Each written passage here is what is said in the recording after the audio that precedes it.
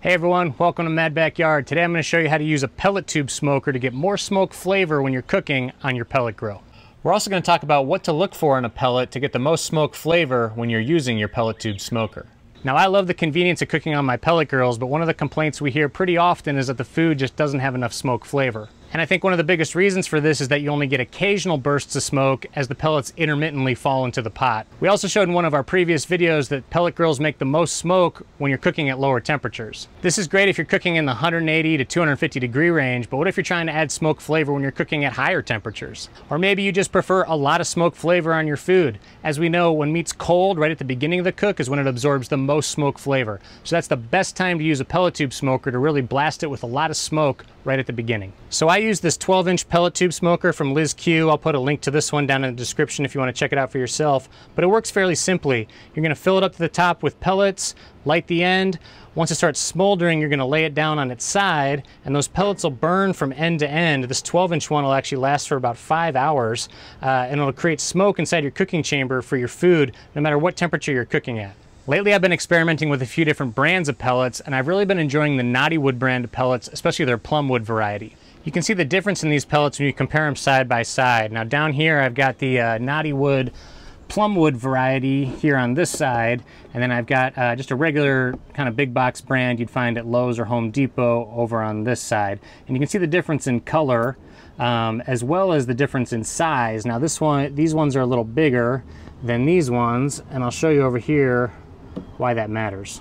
So you can see the difference in color between these two varieties. This is the Knotty wood, Plum wood, and this is your standard big box pellet here. Now the Knotty wood, I have read and seen some videos where people say that the longer the pellet is usually a telltale sign that it's a more quality pellet. Being longer, it means it's probably more dense and less likely to break apart during shipping, whereas these ones are more likely to snap in half and break and fall into smaller pieces. Now the reason we want a denser pellet is that it's going to burn slower and hopefully create better chemical reactions for us and more smoke flavor. So if you look at the Knotty wood pellet on the left, you see a lot more variation of color. It looks like actual pieces of wood inside, so they burn more like a log and give you more interesting flavors and aromas. The one on the right is a little more homogeneous. It looks just like kind of sawdust there, and that's how it's going to burn as well. Something else I've observed when I've been comparing pellets is just how much sawdust they make. I like to keep my pellets in an Oklahoma Joe's bucket like this one. I like it because it has this mesh screen so you can shake out all the sawdust before you put them in the hopper. And I've noticed that on some cheaper brands you get a ton of sawdust at the bottom versus some more premium pellet brands. You can shake them out, and then you look at the bottom, you're not getting nearly as much sawdust. And I think this just goes back to how dense they are and how well compacted, which all goes back to how well they're going to make smoke and how much flavor and aroma you're going to get from the pellet. However, being a premium quality pellet, they are a little more expensive. So if I'm cooking at higher temperatures and I know I'm not going to get much smoke flavor from the pellets anyway, I don't want to waste the really good pellets in my hopper where they're just going to end up being used for heat like any other brand of pellet. So what I like to do when I'm cooking at higher temperatures is put the cheaper brand of pellets in my hopper to use for heat, and then I save the good pellets to use inside my pellet tube smoker to get that good smoke flavor and aroma and use them to their full benefit. In addition to your pellets and your pellet tube smoker, you're going to need a butane torch, sometimes called a creme brulee torch, to light the pellets. A standard lighter is not going to be hot enough to get the pellets lit and get them to stay lit in order to make your smoke. I've got my pellet tube filled to the top for this demonstration, but if you only need an hour or two of smoke, fill it up only partially and save yourself some pellets. You're going to take your butane torch and start lighting the top. So we're going to go ahead and get it lit. And you want to make sure that you're holding that flame on the pellets for a good 1 to 2 minutes. It takes a long time to get these lit.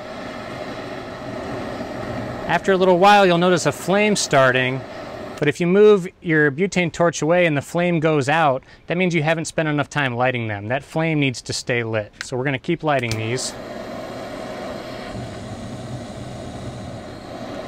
So we see our flame come back. Now I'm going to kind of come down along the edges and get some of these ones down below, just to start getting them hot as well. You can see that our flame is now sticking around for the most part. I'm going to give it a little more up top. There we go. We want a nice strong flame coming out of there. I'm going to kind of just come around the edges. Like I said, it takes a couple minutes to get this really, really well lit.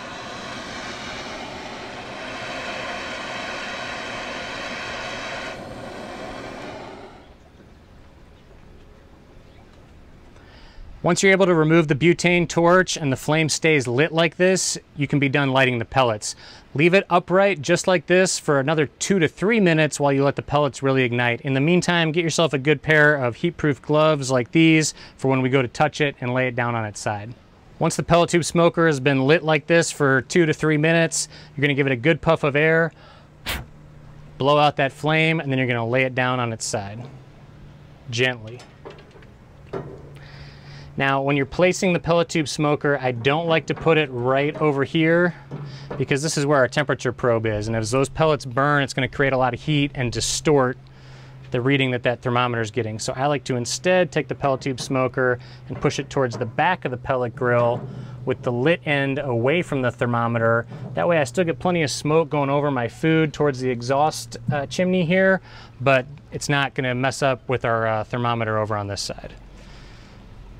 Now you can go ahead and put your food on and you'll get a lot more smoky flavor no matter what temperature you're cooking at. When you're finished cooking, you can just leave the pellet tube smoker where it is and it'll finish smoldering out on its own. Or if you've got a lot of leftover pellets at the bottom that you want to save, what I like to do is transfer it to a charcoal grill, close the lid. This helps snuff out the pellets, and then I can come back when it's cool and save my remaining pellets. Hopefully after watching this video, you feel more comfortable using a pellet tube smoker to get more smoke flavor from your pellet grill. These can be used to smoke on gas grills or any other type of grill for that matter as well. Even if the grill's not turned on a cold day, you can smoke cheese, chocolate, fish, jerky. We've got a lot of recipes and other ideas for you at madbackyard.com if you want to check those out as well. And if you enjoyed this video, please hit the like button and consider subscribing to our channel. Thanks for watching.